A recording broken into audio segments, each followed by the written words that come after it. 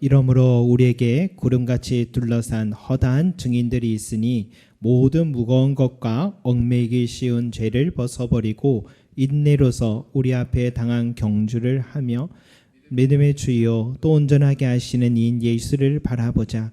그는 그 앞에 있는 기쁨을 위하여 십자가를 참으사 부끄러움을 개의치 아니하시더니 하나님 보좌 우편에 앉으셨느니라.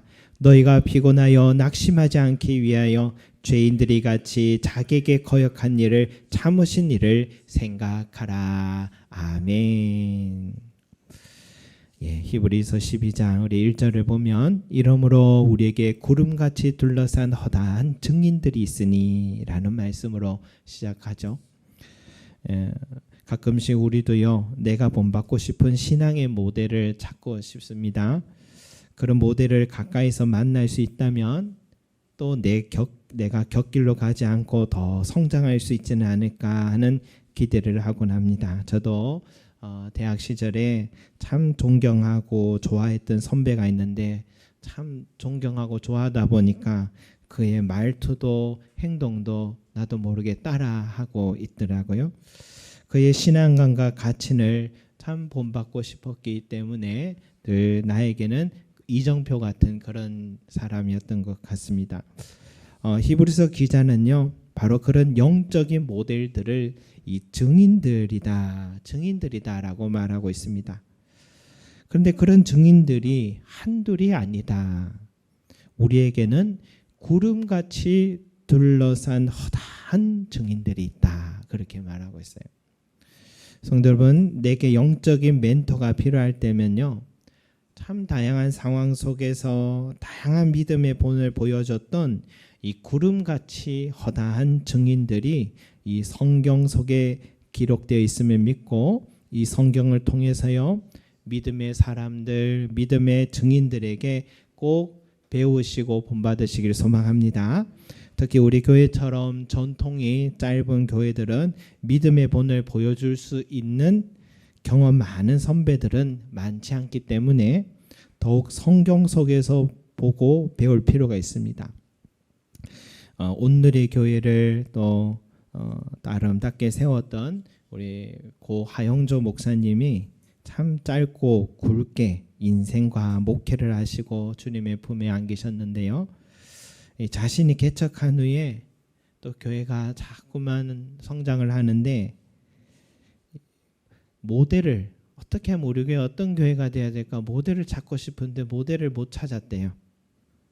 그런데 성경 속에서 찾게 됐답니다. 사도행전에서 이 사도행전이 그 섬기는 교회의 모델이 되었다고 말씀하시면서 항상 새롭게 그렇게 서게 됐답니다. 어쩌면 교회든 성도 개인이든요, 교회가 전통이 짧다는 것은 오히려 복이 될 수 있다는 생각도 듭니다. 교회 안에 영적 모델이 많지 않는 것이 오히려 복이 될 수도 있습니다. 왜? 성경 속에 하나님께서 인정한 믿음의 본을 보였던 믿음의 사람들이 구름처럼 허다한 증인들로 기록되어 있기 때문입니다. 그런 증인들로 둘러싸인 저와 여러분들이 복된 자들인 줄 믿습니다. 또 그리고 내 자신이 그런 또한 증인이 되기를 소망합니다. 그 증인들이요, 11장에 기록되어 있습니다. 히브리서 11장은요, 이 믿음의 장이라고 말할 만큼 이 믿음의 사람들이 하나하나 일일이 열거되어 있습니다. 그리고 믿음이란 도대체 무엇인가라는 정의도 이곳에 기록되어 있죠. 11장 1절에 믿음은 바라는 것들의 실상이요 보이지 않는 것들의 증거라라고 하잖아요. 여러분, 이 말을 얼핏 보면은 모호한 말인 것 같지만 하지만 보이지는 않고 만져지지도 않은 것을 마치 실상인 것처럼, 마치 존재하는 것처럼, 마치 이루어진 것처럼 바라보고 인내하고 사는 것, 이것을 믿음이다라고 한답니다. 그런 믿음의 사람들이 성경에 일일이 열거되어 있어요. 우리 11장 4절에요. 이런 말씀 시작하죠. 믿음으로 아벨은 가인보다 더 나은 제사를 하나님께 드림으로 의로운 자라라고 시작하죠. 여러분 창세기 보면요. 왜 하나님께서 이 아벨의 제사는 받으셨고 가인의 제사는 받지 않으셨는지 창세기는 기록되어 있지는 않죠. 그러나 여기 히브리서에서는 그 이유를 밝힙니다. 아벨은 믿음의 제사를 드렸기 때문이다 라고 말합니다. 여러분 가인은 농사를 지어서요. 농산물의 소산물로 하나님께 제물을 드렸어요. 아벨은 양을 치기 때문에 양의 첫 새끼를 하나님께 제물로 드렸습니다. 그러니까 여기까지는요. 율법으로 봐도 아무 문제와 차이도 없습니다. 다 제대로 다 했습니다. 그러나 하나의 차이가 있다면 바로 믿음의 차이였다. 우리도 하나님께 예물을 드릴 때요. 똑같이 하나님께 드렸는데 어떤 사람은 하나님께서 받으시고 어떤 사람의 예물은 하나님께서 받지 않을 수 있죠. 바로 믿음으로 드리는가 아닌가의 차이입니다. 믿음으로 드린다는 게 뭡니까? 내가 이렇게 예물을 드릴 수 있는 것은 하나님의 은혜가 있었기에 그 은혜 때문에 직장과 사업장을 이렇게 얻을 수가 있었고 건강과 지혜를 주셨기 때문에 이렇게 일터에서 땀 흘리며 수고의 소산을 얻었고 드릴 수 있었다라는 이 믿음. 이런 그 믿음이 있는 사람은요. 어떻게 해요? 감사함으로 드릴 수가 있고 그 믿음이 없이는 어떻게 해요? 의무적이고 인색함으로 드릴 수가 있겠죠. 그런데 하나님께서 기뻐 받으시는 것은 바로 그 믿음으로 인한 감사의 마음. 그래서 예수님은요. 많이 드린 부자들보다 2렙돈을 드린 과부의 헌금을 칭찬하셨습니다. 그 속에는 믿음이 있었기 때문이죠. 이 믿음이 가인에게는 없었고 아벨에게는 있었던 것입니다. 그래서 믿음으로 아벨은 가인보다 더 나은 제사를 하나님께 드림으로 의로운 자라 한 것이다 라고 기록됩니다. 또 11장 5절에도 누구 나옵니까? 믿음으로 에녹은 죽음을 보지 않고 옮겨졌으니 라고 나오죠. 성경에 죽음 보지 않고 죽은 두 사람 있는데 누굴까요? 맞습니다. 에녹과 엘리야입니다. 여러분 에녹이 믿음을 보여드렸다고 기록되어 있지는 않은데요. 이 히브리서 기자는 믿음의 사람이라고 언급을 해요. 그렇지만 이 창세기 6장 9절에 에녹에 대해서 이렇게 표현하죠. 하나님과 동행했다. 하나님과 동행하였더니 라고 기록됩니다. 그러면 이 하나님과 동행했다라는 표현의 기록은 어떤 의미입니까? 여러분 성경에 또 하나님과 동행했다는 사람 또 누가 있습니까? 노아입니다. 노아. 그죠? 노아도 하나님과 동행했다라고 기록되어 있는데요. 노아는 어떻게 하나님과 동행했느냐? 하나님께서 자기에게 명하신 대로 준행하였다라는 말씀이 2번이나 나옵니다. 그가 산 위에서요. 그 긴 세월 동안 홍수가 날 것이란 하나님의 말씀 이거 하나 믿고 80여 년이나 되는 그 긴 세월 동안 사람들의 비웃음을 참으면서 그것도 바닷가도 아니라 산 위에다가 얼마나 욕을 많이 들었겠나 싶어요. 큰 배를 그것도 가족은 8밖에 안 되는데 어마어마한 배를 만들어서 하는 것이 이 하나님을 향한 믿음 없이는 불가능한 일이죠. 그러니까 노아도 에녹도 하나님과 동행했다라는 것은 그들이 철저히 하나님 말씀을 준행하며 살았다 이 말씀인 겁니다. 바로 하나님의 말씀을 철저히 순종하고 준행하고 사는 것이 믿음이다 이 말씀이죠. 또 11장 8절에 누구 나옵니까? 믿음으로 아브라함은 부르심 받았을 때 순종하여 라고 하죠. 여러분 가나안 땅은요 정말 척박한 땅인 것 같아요. 척박한 땅인 것 같아요. 낯설고요. 위험한 또 땅이기도 합니다. 아브라함이 살던 갈대아 우르는 본래 살고 있던 고향 갈대아 우르는 문화적으로 경제적으로 매우 윤택한 큰 도시였습니다. 여러분, 서울 강남에 사는 사람에게 저기 지방으로 이사 가라 하면은 갈 수 있을까? 큰 집에 살다가 작은 집으로 이사를 가라 하면 갈 수 있을까? 갈 수는 있겠죠. 그러나 참 힘든 일이 되겠죠. 아브라함에게는 그 이상의 명령을 하나님이 하신 겁니다. 비교도 안 되는 환경으로 이사를 가라고 하는 겁니다. 왜 가야 하는지 설명도 안 해주십니다. 하지만 아브라함은 순종했습니다. 왜? 하나님을 믿기 때문이었습니다. 이게 아브라함의 첫 번째 믿음입니다. 두 번째 믿음은 뭐냐? 독자 이삭을 통해 큰 민족을 이루겠다 약속하신 하나님이 갑자기 어느 날 그 아들 이삭을 제물로 바쳐라, 희생 제물로 바쳐라고 말씀하십니다. 앞뒤가 맞지가 않는 하나의 명령인 거예요, 그죠? 그런데도 아브라함은 기꺼이 아들을 제물로 바치려고 했습니다. 왜?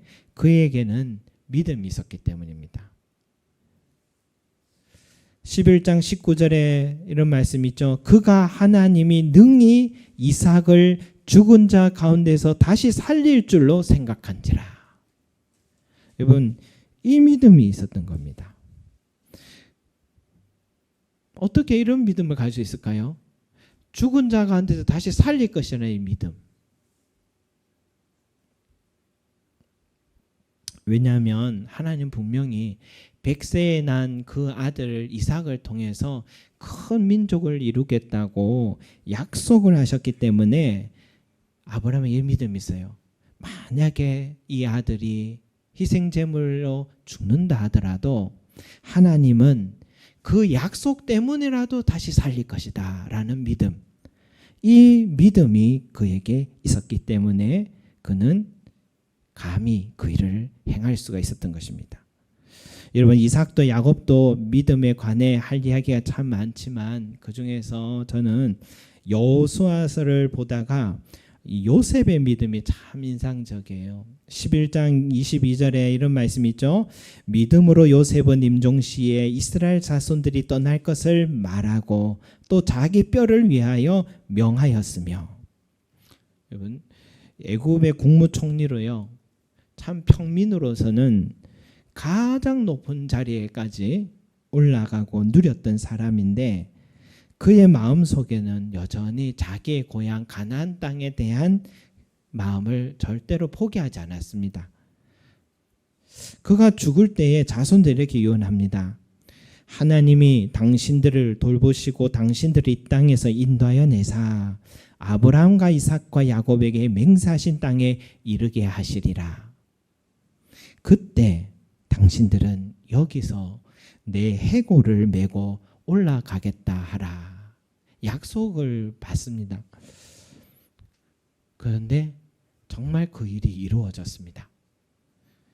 요셉이 죽은 후에 400년이 지난 뒤에 요셉이요, 출애굽할 때 자기의 해골도 같이 출애굽을 하게 되고 400년에 일어날 일을요, 요셉은 믿음으로 내다봤답니다. 우리는 4년 뒤에도 안 보는데 4년 뒤도 잘 못 봐서 인내를 못해서 그런데 요셉은 40년도 아니라 400년 뒤를 내다보았다. 너무너무 저는 인상적이었어요. 마지막 이 부분을 볼 때. 자신의 해골도 같이 출애굽을 꼭 시켜서 약속의 땅에 묻어달라 이 요청을 한 거죠. 여러분, 죽었으면 끝 아닙니까? 사실은 그 영혼이 천국 가면 되지 않습니까? 그런데요, 여기 또 죽은 자 치고는 국무총리였기 때문에 이집트의 무덤이 얼마나 화려했겠습니까? 그 좋은 무덤에 있으면 되지 굳이 이 파묘를 해서 척박한 땅에 이장해달라 이 이유가 뭘까? 믿음 때문인 겁니다. 하나님의 약속의 말씀 반드시 이루어진다는 그 믿음을 놓지 않았기 때문에 자신에 대해서는 일어나지 않아도요, 세월이 아무리 흘러도 하나님 약속은 반드시 이루어진다는 이 믿음 때문에 그렇게 말한 겁니다. 그 믿음이 이루어진 것입니다. 정말 요셉은 400년 동안 죽어서도 그 믿음을 놓지 않았던 것 같아요. 그리고 모세도 들어가지 못한 약속의 땅에 요셉은 들어갔습니다. 1세대의 여호수아만 갈렙만 들어간 줄 알았는데 알고 보니 요셉도 가나안 땅에 백골이 되어서라도 입성을 했습니다. 여러분, 믿음이란 이렇게 놀라운 것입니다. 그 외에도 모세의 믿음, 여호수아 믿음, 기생 라합의 믿음, 히브리서 기자가 이런 말을 하잖아요. 11장 32절 같이 읽어볼까요? 32절 시작. 내가 무슨 말을 더하리요? 기드온, 바락, 삼손, 입다, 다윗 및 사무엘과 선지자들의 일을 말하려면 내게 시간이 부족하리로다. 아멘. 여러분, 성경 속에는 믿음의 참 장인들이요 너무 많다는 겁니다. 그래서 구름같이 둘러싸 허다한 증인들이 이렇게 많다고 지금 말하는 겁니다. 그러니 여러분, 내 가까이에 우리 삶 속에 이런 귀한 믿음의 신앙 선배 동력자들이 없어도요 아쉬워하지 말고 정말 하나님께서 인정한 성경의 다양한 믿음의 선배들, 다양한 상황 속에서 어떤 믿음을 보였는가를 우리가 늘 묵상하면서 우리도 본받고 우리 자신 또한 하나님께서 기뻐 받으시는 믿음의 증인들이 되시기를 간절히 소망합니다. 그런데 여러분, 아무리 믿음 좋은 사람이어도요 가까이 가보면은 한 가지 이상의 흠은 보입니다. 노아도요, 그 믿음 좋은 노아도요 술을 너무 많이 마셔서, 포도주 너무 많이 마셔서 벌거벗고 누운 연약함으로 어떻게 해요? 아들로 하여금 죄를 짓게 되어버렸잖아요. 아브라함도 생명 지키려고 부인을 가지고 누이라고 그렇게 부르게 한 사건이 있었죠. 모세도요 순간의 혈기 다스리지 못한 기질이 있었고요. 기생 라합도 또 어떻게 보면 윤리적 직업은 아니었잖아요. 삼손, 입다, 다윗 모두 다 그들의 연약함을 열거하자면 그것도 시간이 부족할 것 같습니다. 연약함도 시간이 부족해요. 그러니까 그들의 믿음의 사람들이 하지만 넘어질 때가 많고 그들이 의롭다 하지만 인간의 의가 아무리 대단하다 해도 자기를 구원할 수 있는 그런 의로움은 만들 수 없는 것이죠. 그래서 이 증인들을 본받으려 하면요 우리는 자연히 뭘 보게 됩니까? 그들의 연약함도 발견하게 됩니다. 나도 저들처럼 살아야지 다짐하지만 내 연약함 때문에 쉽지 않음도 깨닫게 되는 것입니다. 그래서 히브리서 기자가 이렇게 말하는 거예요. 우리가 본받아야 할 분은 따로 있다. 우리가 바라보아야 할 분은 이분 한 분뿐이다 라고 하면서 오늘 우리가 읽었던 12장 2절 말씀을 같이 읽어보겠습니다. 시작. 믿음의 주요 또 온전하게 하시는 이 예수를 바라보자. 그는 그 앞에 있는 기쁨을 위하여 십자가를 참으사 부끄러움을 개의치 아니하시더니 하나님 보좌 우편에 앉으셨느니라. 아멘. 그렇게 믿음의 위인들을 열거하던 히브리서 기자가요 정작 우리에게 요구하기를 예수 그리스도를 바라보자. 예수 그리스도를 바라보자 권면하고 있는 거예요. 여러분, 왜 예수님을 바라보자고 말하고 있을까요? 첫째는요. 예수님의 삶이 참된 믿음의 삶이기 때문입니다. 그분만이 믿음의 주이시기 때문입니다. 예수님은 성경 열거되어 있는 믿음의 사람보다요. 차원이 높은 믿음의 삶을 사셨습니다. 우리가 누군가를 여러분 본받으려 할 때에 목표치를 너무 낮게 잡으면 우리 자신은 더 연약해가지고 더 낮은 자리에 낮은 수준에 이르게 될 겁니다. 만약 우리가요 우리의 믿음의 목표치를 사도 바울 정도로 잡으면 아마 우리는 디모데 수준에 이르게 될 겁니다. 하지만 예수님을 목표로 잡으면 어떻게 돼요? 우리는 한 사도 바울 수준으로 이르게 될 것입니다. 그래서 히브리서 기자는요 높은 목표치를 두고 예수를 바라보라고 얘기하는 거예요. 예수님 어떤 믿음의 삶을 사셨나요? 태어날 때부터 처음부터 끝까지 죽는 순간까지 하나님과 동행하셨습니다. 그분의 믿음은 탁월했습니다. 예수님께서 동정녀 탄생 사건, 베들레헴에 태어나신 헤롯의 많은 아기를 죽인 사건, 세례 요한에게 먼저 세례를 받으신 일들, 이 모든 일들이 된 것은 주께서 선지자로 하신 말씀을 이루려 하심이라 라고 하잖아요. 그러니까 말씀이 여러 번 이런 말씀 나오는데 예수님은요, 성부 하나님께서 선지자들을 통해서 하신 말씀을 아직 의식도 없는 갓난아기 때부터 사역을 시작하기 전에 세례 요한에게 세례 받은 것도 다 하나님의 말씀을 이루기 위한 순종의 삶을 다 사신 겁니다. 내가 이게 옳아서 이렇게 살았다 선택했다가 아니라 철저하게 구약 성경의 말씀대로 살라고 했던 것이죠. 마귀의 유혹을 이겨낼 때도 보세요. 예수님은 자기의 방법과 지혜로 하지 않고 하나님 말씀으로 이기셨습니다. 제자들을 부를 때도요, 밤새 기도하신 이유는 하나님 뜻대로 사람을 세우시려고 하신 겁니다. 예수님의 모든 걸음과 만남과 전하신 말씀과 나타난 기적들은요, 모두 주님 자신의 뜻이 아니라 아버지 하나님의 뜻에 따라 다 하신 일들입니다. 마지막 십자가 지시기 전 겟세마네 동산에서 내일부터 겪게 될 고난이 얼마나 두려우면 내 아버지여 만일 할만하시거든 이 잔을 내게서 지나가게 하옵소서라고 기도하셨습니다. 하지만 예수님은 바로 그 순간에도 아버지의 뜻대로 기꺼이 순종하며 이렇게 기도하죠. 그러나 나의 원대로 마시옵고 아버지 원대로 하옵소서. 그래서 오늘 이브리서 말씀에 그는 그 앞에 있는 기쁨을 위하여 십자가를 참으사 부끄러움을 개의치 아니하시고 라는 말씀이 나옵니다. 하나님 아버지의 뜻을 마지막 순간까지 택하신 것입니다. 그러니까 다 이루었다라는 것은 하나님 말씀을 다 순종했다 이 말씀이죠. 예수님은 바로 그 믿음에 있어서 으뜸이었습니다. 그래서 이브리서 기자가 예수님을 믿음의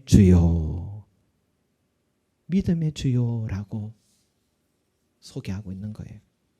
사랑하는 성도 여러분, 우리의 믿음이 예수님의 믿음의 자리까지 이르기를 간절히 소망합니다.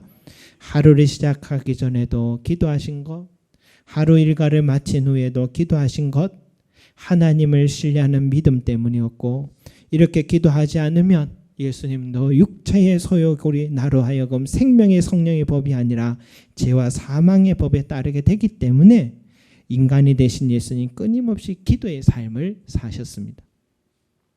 우리도 믿음의 주이신 예수님을 본받아서 생명의 성령의 법이 항상 나를 사로잡고 하나님의 뜻에 항상 서 있고 기꺼이 하나님의 뜻을 행할 수 있는 믿음의 사람들이 되시기를 소망합니다.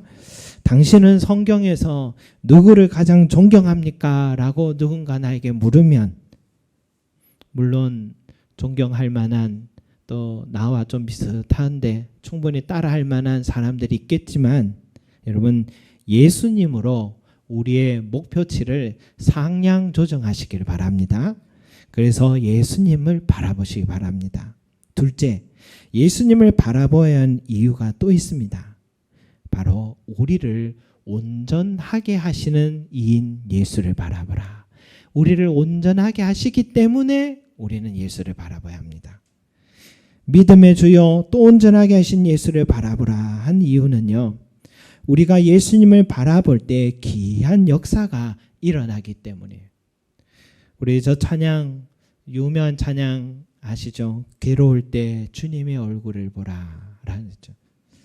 가사가 이런 가사죠. 괴로울 때 주님의 얼굴 보라. 평화의 주님 바라보아라. 세상에 시달린 친구들아 위로의 주님을 바라보아라. 눈을 들어 주를 보라. 내 모든 염려 주께 맡겨라. 슬플 때에 주님의 얼굴 보라. 사랑의 주님 안식 주리라. 힘이 없고 내 마음 연약할 때 능력의 주님 바라보아라. 주의 이름 부르는 모든 자는 힘주시고 늘 지켜주시리라. 이 곡을 쓴 작사 작곡가의 사연을 찾아보았더니 작사가의 이름이 이 헬렌 호아스 레멜이라는 사람이었습니다. 그는 젊은 시절에 유망한 성악가였는데요. 독일에서 음악 공부를 했고 유럽 무대에서 많은 활동을 했습니다. 그런데 서서히 이 시력을 잃어가기 시작했답니다. 결국 완전히 실명하게 됐고 그는 모든 것을 내려놓아야 하는 상황에 이르게 됐습니다. 그런 그에게 인생의 전환점을 맞이하는 사건이 있었습니다. 한 선교 집회에 갔는데 그곳에서 읽은 한 문장이라고 해요. 이런 문장입니다. 너의 눈을 예수께 고정하라. 헬렌 레멜은요, 이 문장에 큰 충격을 받았습니다. 그는 그때 이렇게 고백합니다. 나는 눈을 잃어가고 있었지만 오히려 그때 처음으로 예수님을 똑바로 보기 시작했다. 그때 그 경험이 바로 Turn your eyes upon Jesus. 괴로울 때 주님의 얼굴을 보라는 찬양의 원제목의 가사가 시작된 계기였다라고 합니다. 레멜 이 사람은요, 앞을 보지 못하는 사람이지만 그는 또 어렴시 주님을 바라볼 수 있게 됐고 주님을 바라봤을 때에 그의 인생의 참된 가치를 볼 수 있게 됐고 비록 자신은 고된 현실은 바뀐 것은 아니지만 예수 그리스도의 비단에서 주는 참된 평안과 안식을 누리게 되었고 그 평안은 고된 현실을 작게 만들어주는 그런 경험을 한 것입니다. 그래서 슬플 때에 주님의 얼굴을 보라. 사랑의 주님 안식 주리라 라고 신앙의 고백을 드릴 수 있었던 것이죠. 우리 교회 주보 날개 글귀에 이런 문구가 있죠. 예수님을 마음에 모시고 주목하십시오. 자신도 모르는 사이에 행복해질 것입니다 라고 기록되어 있죠. 이 글귀는 옥하는 목사님의 책 안아주시면서 마음에 와닿아서 따온 글귀입니다.